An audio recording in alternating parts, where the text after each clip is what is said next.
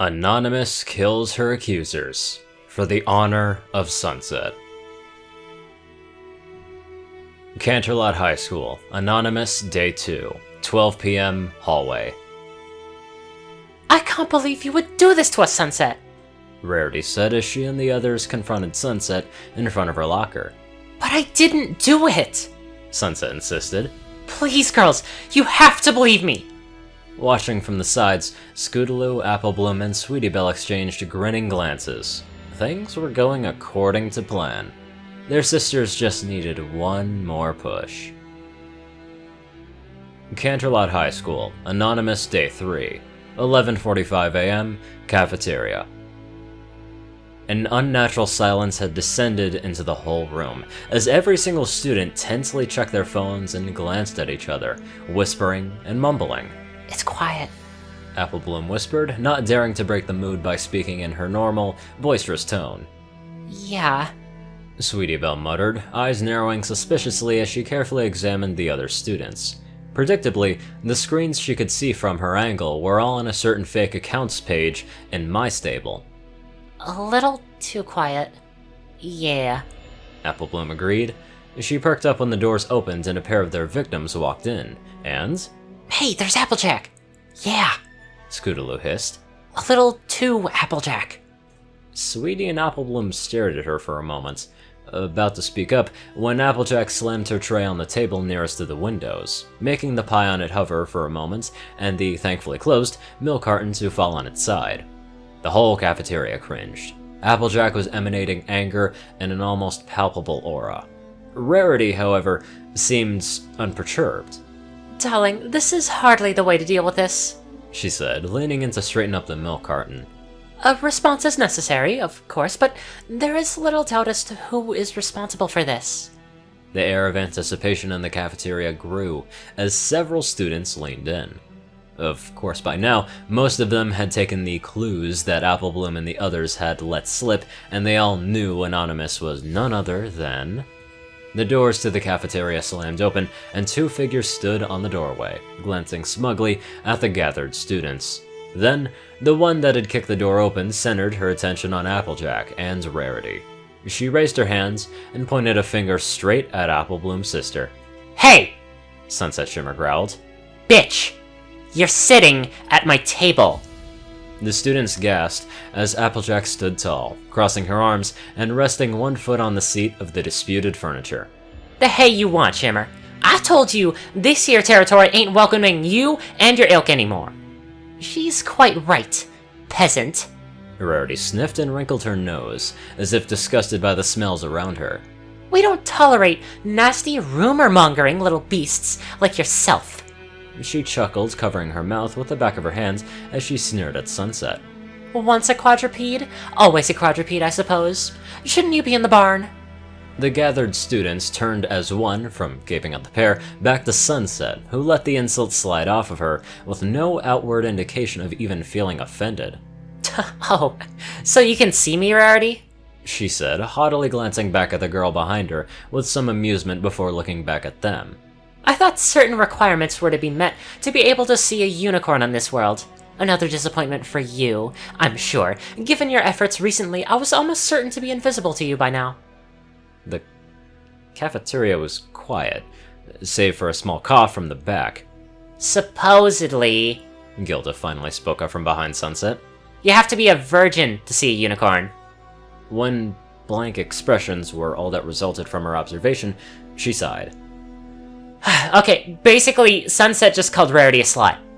A whispered ooh was murmured throughout the room, along with knowing nods. That makes sense, someone said, loud enough to be heard. The four girls ignored whoever that was. I think the plan worked out a lot better than we hoped, Applebloom whispered excitedly to the others, who nodded eagerly. Anyways, Sunset said, brushing an imaginary speck from the shoulder of her jacket. I've read your letter of challenge, Applejack, and I accept your duel. Since you're so ready to die, Gilda has agreed to be my second. Wait, what duel? Applebloom asked worriedly. Before anyone could answer, the other door to the cafeteria banged open, and Rainbow Dash stepped into the room, followed by Fluttershy and a guitar riff. There you are, you messed up, sorry excuse for a horse! she shouted at Sunset. So you want knives after school? Fine, knives after school it is! She spit to the side, ignoring the hey from another student. And 4 o'clock will work. Prepare to meet your maker, Shimmer. I already know my maker, Dash. Sunset growled venomously. Do you? Gilda sighed. She just called Rainbow's mom a slut. Ooh!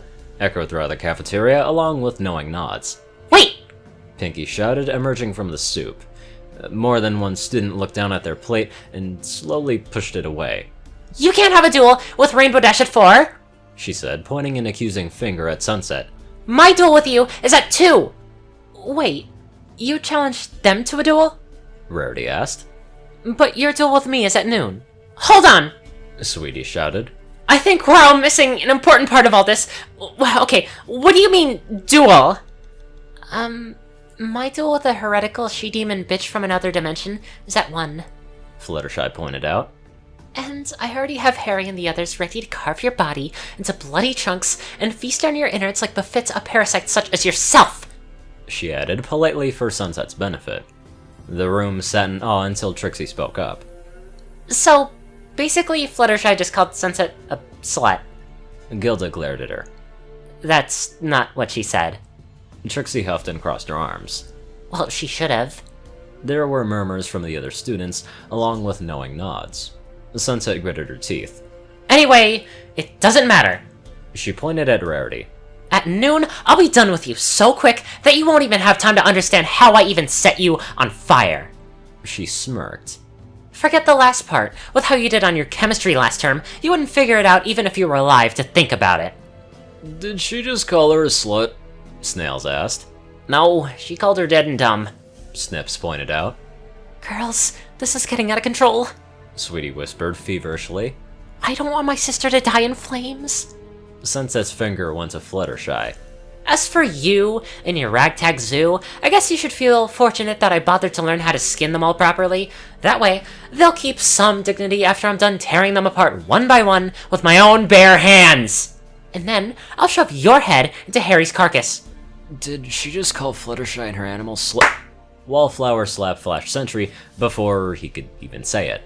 Since you're so obsessed about cupcakes, I'll make sure to turn you into one. Sunset snarled to Pinky, then turned to glare at Rainbow Dash. You think you can take us all, Anon-a-Miss? Rainbow Dash teased, a fierce glint to her eyes. I have done it before, and you needed an interdimensional princess to come and save you. Sunset said with a shrug. You don't have her now, and I know the exact spot in your chest where I can cut with my knife between your ribs and rip out your heart. Yeah, this is starting to sound bad, Scootaloo admitted. Oh my gosh, Applejack is gonna die and it's all my fault! Applebloom hissed, turning to the others. Do you really think that they'll do it? Sweetie asked with a weak voice. Y'all seem to believe Principal Celestia will allow all this to happen. Applejack drawled, unaware of the three girls' growing panic. Sunset smirked and crossed her arms. Oh, she won't interfere. I challenged her for ownership of the school this morning. She shook her head. She tried to say something before she died, but I'm not sure what it was. She shrugged. I didn't have the time to listen. You foul beast! Vice Principal Luna shouted, slamming the doors open and just missing Rainbow Dash. I shall have your head! Morning stars at midnight next to the statue! I shall find my second. And she was gone. Everyone stared at the door before turning back to Applejack, who blinked in confusion, but shook her head. Well then, I'll have to take care of you. I ain't gonna use something fancy like swords or something as quaint as knives. My ma and pa taught me to use shotguns, so that's what we'll do. Sunset laughed.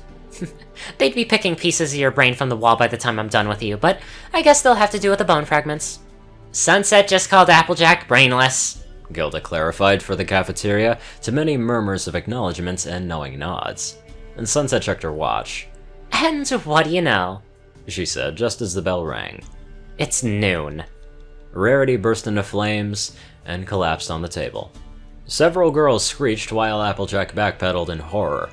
At her table, Sweetie Belle fainted, her face landing with a loud plop in her pink-ace soup. Applejack quickly pulled her face out. Out of the way! Out of the way!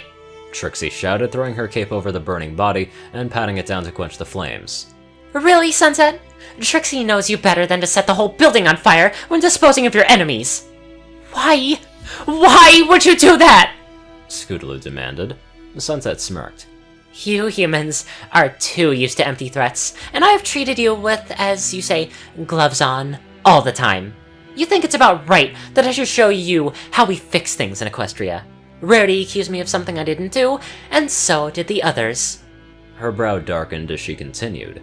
In Equestria, we believe that some pony who denies their responsibility is doomed to a fate worse than hell.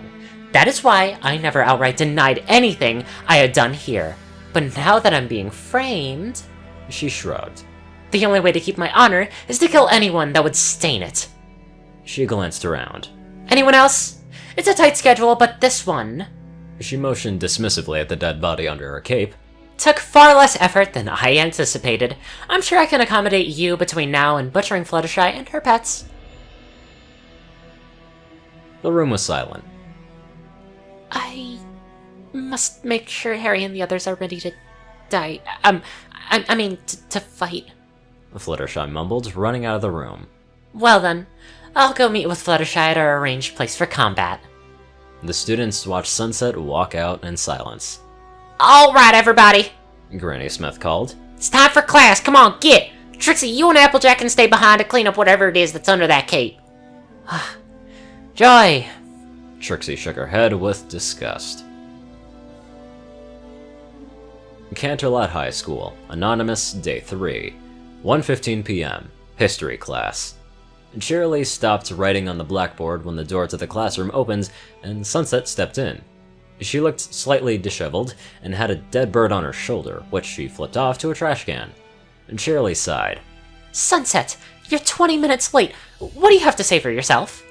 For being so big, Harry has surprisingly small orifices. The students in class whimpered. Canterlot High School, Anon-a-Miss, Day 3, 2:45 p.m., Library. Maud Pie was eating a cupcake. As much as Scootaloo wanted, she couldn't tear her eyes away from the delicious-looking muffin decorated with pink-colored icing. Oh god, she actually did it. What have we done? What have we done? What have we done? What have we done? What have we done? What have we done? What have we done? Sweetie Belle repeated over and over, rocking back and forth where she lay in a fetal position on the floor. I mean, if we confess, we're gonna be in so much trouble. Scootaloo whispered. There's only 2 left. Apple Bloom hissed. Rainbow Dash will be dead in about an hour, and then my sister, and then Vice Principal Luna. Can she really kill everyone, though? Scootaloo asked. Isn't that illegal? She has weird magical powers and can escape into another dimension. Apple Bloom insisted. By the time the police get involved, she'll be under the protection of... The school speaker system hissed to life. Hello, students. This is Sunset Shimmer, current overlord of Canterlot High, as per rules of combat. Please be assured that as soon as I eliminate the last of the dissidents and we can put this whole anonymous thing behind us, we can continue with our otherwise uneventful lives. That is all. Come on! Apple Bloom said, standing up. We need to stop them. How about we drop off Sweetie at the infirmary first? Canterlot High School, Anon-a-Miss, Day 3, 3:50 p.m., Parking Lot. Come on, Rainbow Dash! Please! Please think about this! Scootaloo begged. No can do, Squirt. Rainbow replied, checking her switchblade. A duel's a duel. You know the rules. No! I do not! Duels haven't happened for a long time! It's not something you get taught in school! Rainbow Dash blinked and looked at Scootaloo. Huh. Well, maybe you'll learn it next year in social studies. Please, please, please don't do this! Scootaloo insisted. It's not worth it for some stupid fake account! Rainbow Dash gave her a measuring glance before shrugging again. Maybe. But until she confesses, there is no point. Someone has to get the truth, and since the others failed, it falls on me and AJ. She sighed and chuckled. She's so insistent, I almost believe her. How funny's that? She glanced at the clock. Guess it's about time. Scootaloo bit her lip and turned to see Apple Bloom running up to her. Any luck? Apple Bloom shook her head. Applejack has already cleaned and loaded Sarah Jane, and has Big Mac as her second. They won't stop Scootaloo. What are we gonna do? The pair turned to watch as Sunset and Rainbow Dash started to circle each other. It's the only thing we can do. Well then, Rainbow Dash, Sunset said. I guess it's time for you to join the others. Whatever, Sunset. Rainbow Dash growled. I will stop you, even if I die in the process. Just as the pair were about to jump at each other, the two young girls slid into place between them, blocking them from advancing. Stop! Apple Bloom begged. You don't have to do this! Scootaloo, get out of the way. Rainbow Dash said. I have no quarrel with you, Apple Bloom. Sunset said. Just let me finish here, and with Applejack later, and you can be the older sister. It's all a misunderstanding! Apple Bloom shouted. No it isn't. Sunset said. Someone created that account, and the girls accused me of doing it. I'm not putting up with that BS after everything I've done in search for redemption, so I'll clean the slate and carry on with my life. Oh, just shut up, Anon-a-Miss! Rainbow Dash called, pushing Scootaloo to the side. We know it was you! Sunset shrugged. As I said, but she's not! Scootaloo snapped. She's not Anon-a-Miss! We are! There's an awkward pause. What? Rainbow Dash asked. We did it! We thought Sensei was taking our sisters away, and now she's doing it for real! Apple Bloom blabbered. Permanently! Sunset and Rainbow Dash shared a look, then took the girls by the arm and guided them inside into the theater room. So, you mean to tell me, Sunset said once they were seated and facing them, that I went on a killing spree for nothing? And that I almost killed Sunset for what? Because you were jealous? The Sunset gave Rainbow Dash a look, but rather than argue, simply rolled her eyes. And you watched all the accusations happen, all the trash being said to me by other students, and didn't care? And published stuff that affected all my friends, and myself for petty revenge? Rainbow Dash asked. The two girls nodded, sniffling. The doors opened and Applejack stepped inside, pausing to take the scene before sighing. So, finally confessed, huh? Apple Bloom and Scootaloo stopped sniffling, giving her a confused look. What? Scootaloo stammered. You finally confessed? Applejack repeated, sitting down on one of the chairs. We were wondering how many of us Sensei had to kill before y'all did. But... The girls were struggling to get their heads around when the door opened, and Sweetie Belle stepped in, looking down, and followed by Rarity. Apple Bloom was on her feet in an instant. I saw you die! I'm happy to see you too, Rarity said, deadpan. But... how? Scootaloo asked, scooting aside to let Sweetie Belle sit down next to her. She absently noticed that Fluttershy had walked in too, followed by Pinkie Pie and Principal Celestia. I saw that you were logged into the Anon-a-Miss profile on your phone 2 nights ago, Applejack said. I brought it up to the others and Rarity confirmed on her side that Sweetie's laptop was also logged in. And me? Scootaloo asked. Face it, kiddo. Rainbow Dash sighed. There's no way they'd do this without you, or you not knowing about it. So, we planned on doing something to make sure that you learned your lesson, Sunset said, crossing her arms and glaring at the trio. I got help from Gilda, myself, and the others, then provided plenty of distractions for Trixie to replace Rarity with a mannequin while the real one sneaked out of the window. She smirked. Everyone else that I killed was out of sight. But how did you know that we would jump to stop you with the knife fight? Apple Bloom asked. The Sunset grinned and Rainbow Dash sighed, giving her a 20. We, made bets on how long it would take for you all to break, Fluttershy explained, passing another bill to Sunset, while the others did as well. Apple Bloom just shook her head. So, y'all mean to tell us that this was all to teach us a lesson? If you stop to think about it, Sunset said. You could have really hurt people with that account. I know how easy it is to obtain dirt on people. I expect it would have exploded out of control and then it wouldn't be just my friendship with your sisters that was affected. Finally, Sweetie looked up at Principal Celestia. And you are okay with this? Celestia shrugged. It's an important lesson. Plus, I like to keep my students on their toes. I do have to wonder, Rarity said after a pause. Are you sure any of this was legal? Celestia scoffed. Rarity, just about nothing in the school has been legal since magic got involved with it. All the girls pondered this fact. Now, how long has the magical statue been out there? Sunset asked. Celestia smiled. In any case, as amusing as this whole thing was, I still can't believe anyone bought the whole duel thing. Canterlot High School, Anon-a-Miss Day 3, 11:30 p.m., Alicorn Statue. Luna paced around the statue, keeping an eye out for her opponent. Next to her, Flash Sentry yawned. I don't think she's coming. We shall wait until dawn! Flash shook his head and laid onto the floor, resting his head back against the statue and wondering why he had agreed to this in the first place. Wow. To say that was, violent is an understatement. That was just perfection. Anyway, I'd like to give a very special thank you to my fierce donators. Yoshi Super Saiyan 2, Peter Coulthard, Dresdon, Nicholas Springthorpe, Dospo, Rainbow Dash 1990, RuneScythe 9852, CourierCruz CI, David D. Sanchez, Dwight Cornel, Gagi, Secret Moon, Orion Pax Kaiju, Starlight Glimmer, Trey, Pokekiller Zach, Soul Dragon, Dak Britton, Joe Pierce E, and Reno. Thank you all very much for watching this video, and I will see you all in the next one.